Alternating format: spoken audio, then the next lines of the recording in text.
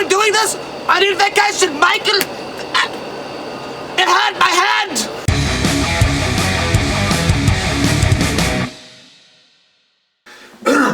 Hey guys, welcome back to We Watched a Movie, you sexy fucking garbage dumps. We're gonna be reviewing Nightmare. You fucking face. You look like you're ready for a dick to come into your mouth, but you're not sure yet. You look. Speaking of dicks in the mouth, let's introduce Nightmare on Elm Street Part 2, Freddy's Revenge, the most unofficial and most didn't mean to make a homoerotic movie it's gay Freddy. film of ever. But still, was it good? Yes, Jay, it was fucking amazing, despite all of it. Everybody says this movie sucks. Like, no. Maybe not everybody, but this is an underrated gem of the classics. That's the thing. Let's get that fucking shit knocked out right now. There is 1,000 problems with this movie. I get why people hate it, but if you just watch it as a standalone movie, almost as a one-shot Marvel DC one-shot. Yeah, like an alternate dimension Freddy. Is so underrated. This is a good goddamn Let me tell you something. Look, Michael. Guys.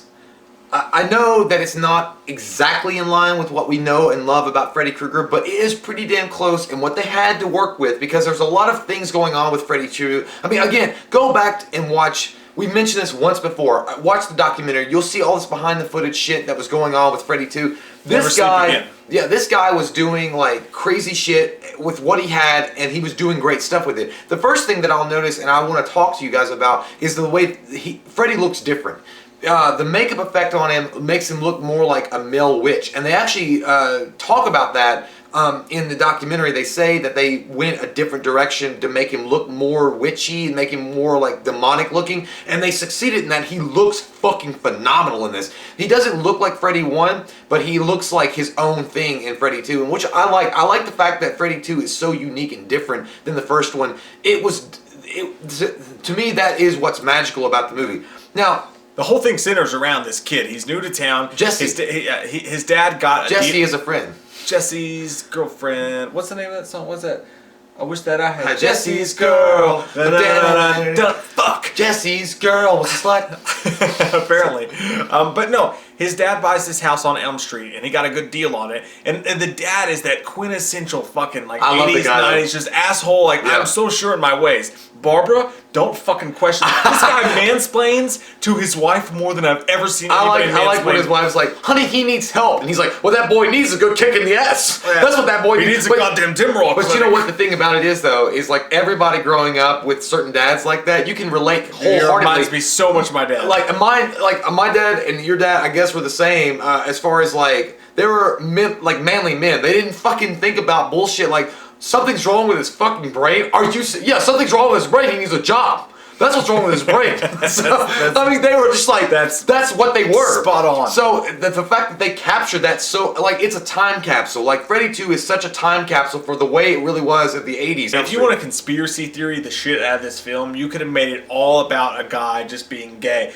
You really could have. Even Freddy is seducing a man, and that was you've got the body, I've got the brain, and him coming out of Jesse in certain scenes. Like, look, I think the writer of the movie actually said when he was writing it, he's like, I didn't think we were making any kind of gay movie. But when I went back and watched it, I was like, oh shit, that's totally gay. It's totally gay, and I'm totally cool with it. He was like, maybe we're all closeted in some way, because he said nobody on set thought they were making, it was so unique. Like, the movie is so cool and unique, and I had a good time watching it. Yeah. And I know, some people are gonna say, well, look, it's such a departure from the first one. Yeah. Nancy's not in it. Nobody's in it from the original one, and they only have a diary that he finds about Nancy and exploring that. We'll go through the beats of the movie, but let me just say this real quick. The reason that everybody hates this movie, and I understand it, like, it makes sense. It's a clear, valid fucking argument. Basically, what happened was you had not on the same level, but Stanley Kubrick making Stephen King's The Shining. He was like, I didn't think The Shining was that fucking great. That's kind of, yeah. I'm gonna make my own version of it. This director came on, he was like, yeah, I like the guy though. Yeah, I was like, fuck this fucking movie. Yeah, he was like, this is class. I'm gonna make my own version. I like the guy's attitude though, because he was like, I'm gonna do my fucking thing, and I don't give a goddamn what came before it. He even said that. He was like, yeah, I read Wes Craven. I watched the movie. I'm like, and that's everybody's problem. That's everybody's problem with it. Is that it just takes all the rules that the original original Nightmare created, and it just shits on him. But none of them make any sense. But while watching the movie, I can actually bend space-time continuum. Do not try to bend the spoon. That is impossible. But I'm saying I can tie it around together, because when Freddy is defeated at the end of the first one, right? She turns her back on him and takes all his power away. He's the only way on fear. But the only way that Freddy can come into our world is through a physical realm and starts seducing Jesse, and in small ways. And maybe in that way, that's the only way he can come back. So you can kind of tie it together. Maybe not the end of the movie. You try really hard. Freddy 1. I tried really hard, and I got an A. You got so far. I got a gold star. In the end, but look, doesn't matter. So like Mike said, they buy a house on Elm Street for a really cheap, low-down price. Like, fucking take it now, it's yours. It's tearing me apart. And, look, come here. Amityville. It's free real estate. And Jesse's suffering through it the most. He screams at the very beginning of the movie. He's having these nightmares. And his parents are like, here's your egg, son. Yeah. It's like, pancakes again? I don't give a fuck. God damn it, Barbara, these aren't real eggs! I don't want that low-cal shit. Give me real eggs! Anyhow, but yeah, they don't care. But Jesse's screaming, and even his little sister's like, why can't Jesse sleep like normal? He's like, your brother's on drugs. Immediately. Yeah, so it's like that. But Jesse is adjusting. He's the new kid in town. He's adjusting. And we can all relate to that. That's one of the things that you can do. You can relate to Jesse because he's like trying to be fit. He's trying to fit into high school. He's new. He's got this one hot girl that likes him, Lisa. And she is hot. Even by today's standards, she's attractive She's a cute chick, for sure. And are you mounting that nightly? He comes downstairs talking to his dad. He's like, Dad, are you ever gonna get the air conditioner fixed? Like, when you get a goddamn job, son. Like, that's how his dad is. He was like, I don't think anything's wrong. And he meets Grady. And I like Grady. I think love Grady. Grady is the best fucking guy ever. Thank you. Like, ever. He is the best guy. Because he is an asshole at first. He pulls down fucking Jesse's... he pulls his sweatpants down. But he pantsed him, and they got in a fist fight out there. The fucking asshole, weird S&M fucking sexual goddamn gym teacher makes him... Why is that required? Is that a criteria for gym teachers to be weird like that? Because he was like... Push-ups! And I want to see the sweat off your pores. Hit the showers. But he makes them do push-ups all day long. And this is a very true thing about men, about guys. High school, whatever. When you get in a fist fight with someone, there's a very good chance you're going to become best friends. Probably. Especially if you're doing push-ups together on the field. Yeah. Anyhow. They become best friends for life. What we find out through the movie is that Jesse is having dreams, but we don't really explore his nightmares like we did with Nancy in the first one. Yeah. What we get more is more of a visceral, cerebral kind of nightmare, a waking nightmare, where he does see Freddy a few times, and again, Freddy looks fucking legit badass. Awesome, and he's got a scary voice, he's got all the good things going on, and he tells him basically, like, I need to be reborn with you. You got the body, I've got the brain. He pulls his fucking scalp off, like, look at my fucking brain. I'm stunned.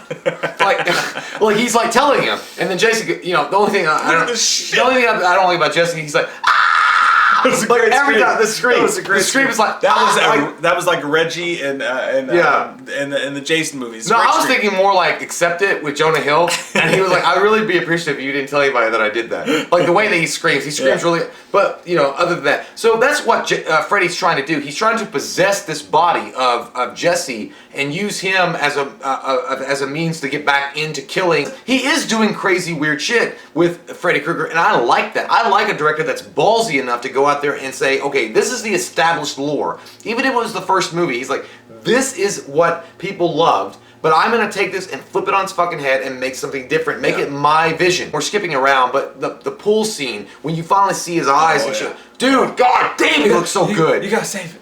You gotta save it. I can't save it. You gotta save it. I don't know how much longer I can go, Sheila. Weird shit keeps happening to Jesse in his house. But no, I want to say really quick. He never dreams about it. Like, you don't really see his dreams. That's my point. You know what I mean? So it's never, it's all over the place. Weird shit's happening in his house. His dad's sitting there, and you have this weird Hitchcockian bird scene where the bird attacks people, and that was kind of shit. Those birds. That was whatever. Like, the bird goes crazy and attacks people. Everybody's hot in the house. And his dad's trying to fix it. He's like, son, help me move this. And he was like, I'm telling you, it's not the fucking oven, Dad. And he's like, yeah, goddamn drunks! I like that. I think the part that I like the best with the dad, other than him climbing the ladder, is like, that kid needs a good content. He almost fell down the ladder. No, I know. I liked it. I liked it when he was with the toaster catching on fire, and Jesse's like, well, I mean, what?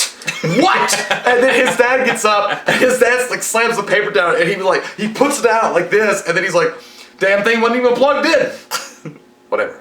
But he just ignores it. He goes back to his paper. He gets Lisa, and Lisa's such a cool character, man. She is such a cool girl in the movie anyway, that she believes him, she's on his side, she doesn't judge him, and he even gets Grady on his side at some point.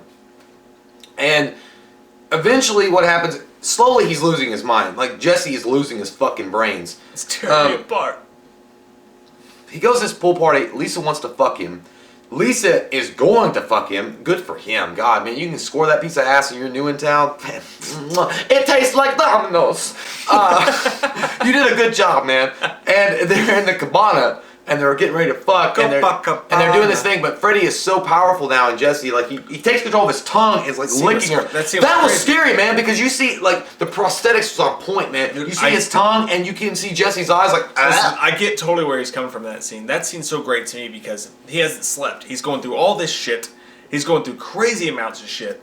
And he hasn't slept. Nobody believes him. Nobody understands what he's going through. And I thought the guy acted the shit out of this fucking movie, man. He did a great job. He's getting excited. Like, he's grabbing the boobs and he's like, point. I can touch the ceiling with my dick right now.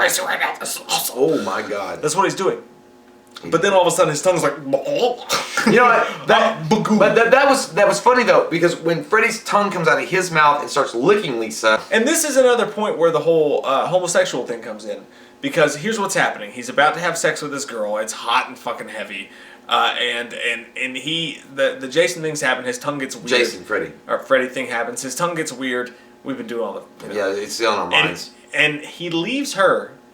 Gets up without saying a fucking word. He goes to Grady's house. He puts his shoes on. He puts his dirty ass, I've been mowing the lawn shoes on, and just runs to Grady's house. And even Grady, and it's a weird character thing for Grady. But it shows a good side to Grady. But what I love about Grady's character, and not a lot of people notice this, but there's a weird character thing that happens with him. When he's sitting there, before that happens, some girl's like, "Hey, are you coming to this popular girls' pool party?" And he's like, "No, I can't make it. I'm grounded." And she's like, "Why are you grounded?" He's like, push my grandma down the stairs. Like, he's openly, like, he doesn't care. He doesn't want to be popular. He doesn't want to be involved. He's just a fucking dude who wants to do his own thing, and he doesn't give a shit about being popular with the other kids. That's a little character moment for me. Like, he wasn't actually grounded. He just didn't want to deal with the bullshit. I love that he's sleeping in his twin bed with the fucking pleather sheets. Like, he wasn't grounded. He just didn't want to fucking deal with the high school bullshit. And he's sitting there, and even he says it. He was like, "So wait."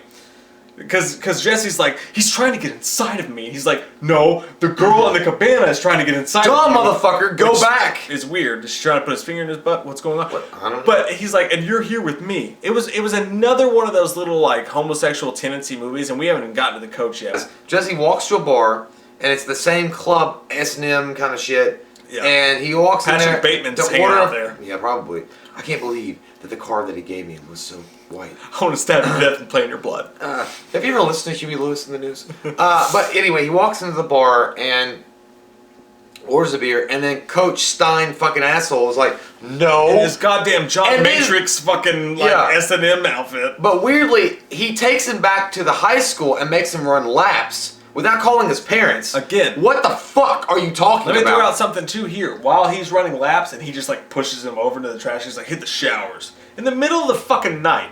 Like, in the middle of the fucking night, you're making this dude run laps and then you're going to make him take a shower. And then, I don't know if a lot of people notice this, but if you go with the whole homosexual vibes of the movie, while he's showering, Coach is in that little room or whatever, and he's getting ropes. Like, he goes up to these jump ropes and he pulls them out. He pulls out 2 sets of fucking jump ropes. And then what Freddy does when Freddy shows up, Freddy/Jesse shows up, he used the same jump ropes that the coach was inexplicably pulling out to tie him up S&M style. It's like, was the coach going to do some weird shit? No, this is where I get the homoerotic scene, is the fact that when Coach was getting the jump ropes, he gets attacked by balls. Balls. No, seriously. Balls. Like, I mean, it's funny. Steel. It's funny, but the fact is, literally balls come out and, like, hit his face. He's like, "You taking them balls all in your mouth." And he like, doesn't even see face. He's like, "Oh, balls?" He's like, "Balls." More balls? Oh, balls. Oh, more balls. Can't catch that one. Random shit's just telekinetically Gotta catch them all. Shooting at me? I'll take more balls. Like, but it's funny. Like, you know, honestly, homoerotic stuff. The balls are shooting at him. Then he gets dragged away into the shower with Jesse, who's naked. And then he gets stripped down, put against the side of the, like, in legs, one of his legs, but his ass. And bad baby, bad and then baby. spanks the shit out until he dies. Again, we get the iconic scream. Jesse's like, ah! Like he looks at it, he's like, ah! But you know, here's the thing about Jesse. I don't know if it's because I'm weird or whatever, but I always like thought like, hey man, if Freddy wanted to hang out with me, I'd be alright with that. I mean, I think a lot of people point to that one death scene and that whole sequence as very homoerotic. Other than the dance sequence that we didn't mention, when they tell Jesse to go clean his fucking room, and the touch me, baby, drive me crazy. Oh, you know, and it's like, how about that, it's like Dad? bumping his butt. Yeah, that was I fucking love that scene though, bro, because it was one of the ones that made me feel like 80s as fuck. I question a little bit why the director wanted that scene to feel so homosexual. You know, but was it homosexual? Considering the director says he didn't mean it to be that way, I don't know if I believe well, that. Here's the thing. Is it really homosexual though? I mean, it's not. It's perception. No, it's not. It's perception to me. If you think it's homosexual, you know, like he's banging his ass against the drawer, shutting it. But then again, you might just think like he wants to clean. He's having a good time. But then you do have the shot of him coming to the goddamn like New Year's Eve streamers, like and then the girl shows up. It's a great song. It was a great song. But here's the thing. Okay, there's nothing wrong with it. When I listen to the song, but it does feel strange. When I listen to the song, the first thing I want to do afterwards, I mean, while the movie was going on, I wanted to clean my room. You know, maybe it is a homoerotic scene, but the fact that it really what it's showcasing is back in the 80s, kids just banged down their room. You know, there was no fear of being judged about anything, and you were in your room and you could bang out and be a superstar or whatever and like sing and act stupid. Problem is, and that was what it was. He was having a good fucking time. Not problem is, but to play devil's advocate, it wasn't just that scene. It was the coach in the showers. It was Jesse. Well, the fact that he ran away from a girl he was having sex with to go find his half-naked friend in his bed. There's a lot of fucking like smoke where there's fire. And I'm not saying there's anything wrong with it. It's not like, this movie better not be gay. No, I think that's a good thing. But the fact of the matter is, it's weird because when you watch the documentary, they say they do. This it wasn't meant to be homosexual. Well, I think that's just weird. That's one of those fun little movies with a lot of backstory. I fucking rocked out a couple of nights ago to Rick Astley, Never Gonna Give You Up. I don't give a fuck. Was it gay? I don't give a fuck. But anyhow, I like that scene too. But so what happens is, and another scene like we talked about in the original Nightmare, I felt really bad for Johnny Depp's parents when Johnny Depp died because they had to watch this shit, and it was just this gnarly fucking scene. In the same way, dude, I felt bad for Grady. And I felt bad for his parents. Because fuck that bitch for Jesse shows up and he's like, look, you're supposed to be my fucking friend. We got to fight, but now we're best friends. You're supposed to fucking help me. Just watch me sleep. And I would have done the same thing Grady did. Grady was like, dude, I'm going to appease you, but I know you're just crazy. And once Jesse fell asleep, he was like, good night, dude. I'm glad you're getting some sleep. And he went to sleep. Like, I really love the character of Grady. But then we get some good shit going, though. I mean, it sucks that Grady dies, because Grady was a good guy, but we get a great fucking scene. Like, this is where the makeup effects and, like, the special effects really come through for me. I mean, as far as scare goes, I thought it looked great. When he's like, something happened, and you see his fucking fingers turning to knives. Like, it comes from his fingernails. It was very American Werewolf, and also at the same time, he basically werewolves that shit out, and then he like slices his own stomach open, and then Freddy comes out, and he's like, oh my god! And Grady's like, oh my, and he's banging on the door, and his parents are on the other side, like trying to get in. Another painful throwback to like, if you're in a dream and you're screaming for someone to help you, but they just can't get to you. That felt very dreamlike and creepy. Anyway, he kills Grady.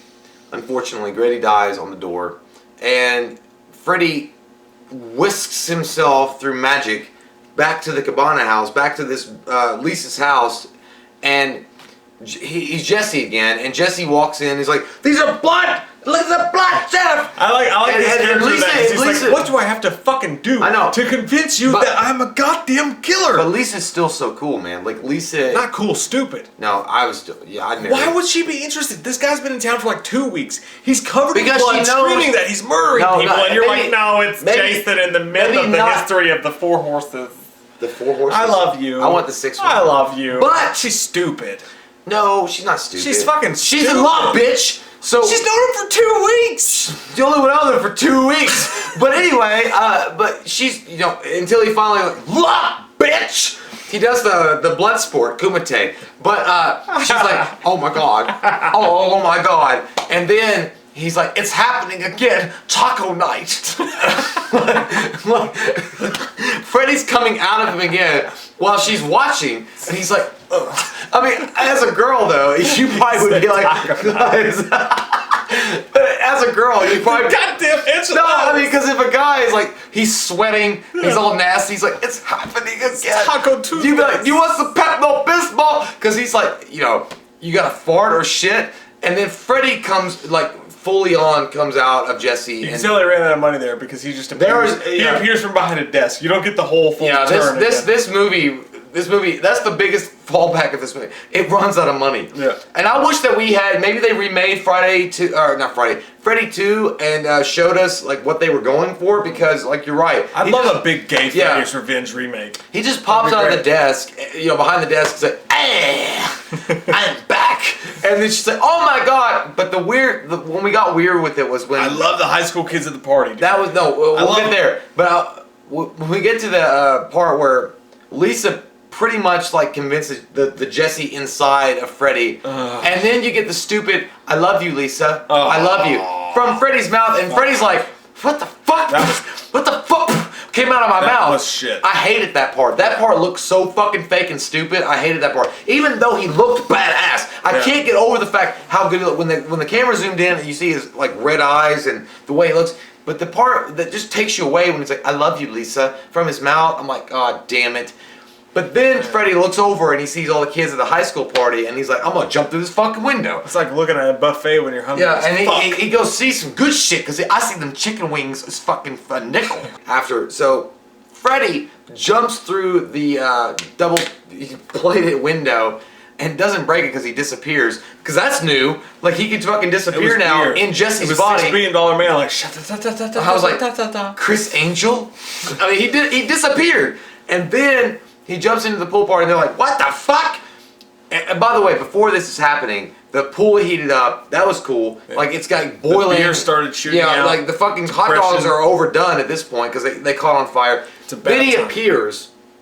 Freddy does, and he's just fucking gladiatoring motherfuckers away. Like, I'll fucking kill you. I don't give a shit. Very much reminiscent of Halloween, The Curse of Michael Myers, Part 6. The hospital scene where he just goes in and massacres the doctors. This is kind of Freddy's massacre scene. He just fucks up kids. And when all the kids are running to the safety of the gate, the bushes or whatever, he does there's one little bitch that comes up. He's like, "What's wrong? What's going on?" He's Hans Bubby. Yeah, let me just explain things to you from Die Hard. "Let me help you," and he's like, "Help yourself, bitch!" And he like fucking does that. I'm like, "Yeah, yes, it's amazing." No. I did that, SODUKU! And then he was like, he does this thing, and the shot looks so fucking beautiful. The way they zoom it, and he's like doing this, and the fire's behind him, and he's doing this weird thing, and he's like, "You're all my children now." Like, dude, scary. That was fucking amazing. Scary as fuck. And then, Lisa comes out and is like, "Stop," or whatever, and he's like, "Huh?" And then, like, weirdly, like, the dad comes out to shoot him and misses, but then when he misses, and then you go back to the terribleness of this movie, and it's where she's like, no, and then he realizes, because Jesse's deep inside of him, that she saved his life, and he decides to walk away and leave all this fresh meat behind. But I felt weird because they focused on Robert Englund's face as Freddy Krueger when that scene was going on, and it just looked like he was confused about what movie he was in. He was like, I guess I'll go get some ice cream. I must drink like 7 Dr. Peppers. I gotta go pay.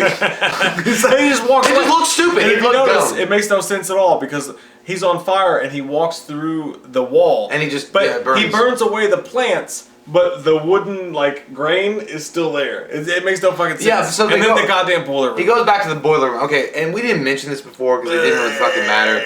Lisa had done some investigations, and she had actually turned up the fact that Freddy Krueger, when he was alive, worked in this boiler room. It's all downhill from there. They found it, and this was early on. So that's where Jesse/Freddy went. So Lisa chases him down to the boiler room. And then the last cool moment you get of this entire film is those fucking baby-faced dogs. Do you think those are cool? That was scary as fuck. It was like when the money ran out. That was some Dream World shit. No, like, I don't know if that's money running out. You took some scary dogs and you put baby faces on. It looked weird. It looked shit. I didn't like it. It scared me. But the rest of it was weird. But then she goes up. Oh god, guys, I don't even want to get into the end of this movie because this is where beyond the fucking puppy dogs that have fucking he walks in there. Freddy's doing his classic scraping against the wall, and she's screaming for Freddy. He comes in and he wants to kill her, and then she's like, "I love you, Jesse," and he's like, "Yeah." He's like, I know. And then she already set this fucking fire. Somehow, telekinetically, these fucking gas things turn on to send the fire fucking down towards Freddy. Now, despite it being dumb at the end was fucking fuck! Despite that, I did like the makeup effect when he was melting. Yeah. That looked nasty. Like, it looked like a Milky Way. But then it turns into like, Ghostbusters when Sigourney Weaver just pops out of the goddamn gargoyle. Yeah, it does. You know, it's fucking terrible. It smells like burnt dog. All of a sudden, Jesse's there and he's like, I'm sorry. We defeated Freddy. Yeah, I'm fine. He does. When Jason, fucking, oh my god, if I say Jason again, when Freddy melts away like a Milky Way chocolate in the sun, juice. Jesse's alive underneath the Freddy mask, and it smells like burnt dog. Oh, Venkman, I'm sorry. I just forgot. And then, that's it. The only good thing about that is, and actually it's perfect because we forgot to mention the awesome opening of this film. The awesome opening of this film, and actually the awesome very, very, very end, is that it all ties up into one big dream. So really, you've got this director, and think about this. You got this director who took Jason, or make it hurt. You got this director who took Freddy and he fucked with all the rules and he made everything different and he made everything strange, and you could honestly chop this entire movie up to nothing if you want to, because the movie starts out with him with this teenager having this crazy fucking dream about being on a bus, and again, it really does a great throwback to being a scared kid. One of the biggest fears for a lot of people, me especially as a kid, is that the bus driver was going to be evil or forget your house and you weren't ever going to make it home because it was your first time, one of your first times trusting a stranger to get you to safety. And then the bus driver... I always trusted the ice cream man. The bus driver just continues to drive by your house, and then he drives him out into the desert, and it's Freddy, and he puts him on these crazy rocks, and he just fucking kills him.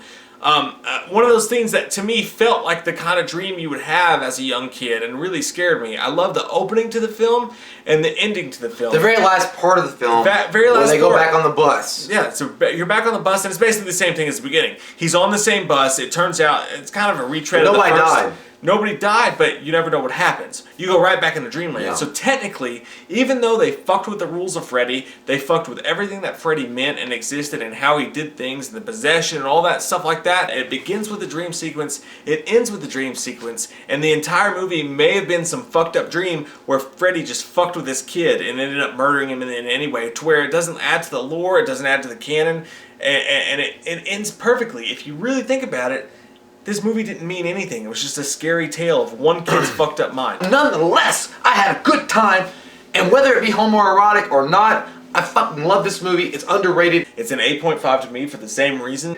And the Facebook time, we gotta go pee. I gotta pee so bad. And guess what? We love you. We love your fucking faces. And if you're new to the channel, click that subscribe button and get some goddamn wham opinion. I want to say something really fucking clever to you, but I really have to pee too. We watched a movie. We watched a movie. We watched it. We watched a movie. Yeah. You know what? We did a review. We watched a movie. We watched a movie.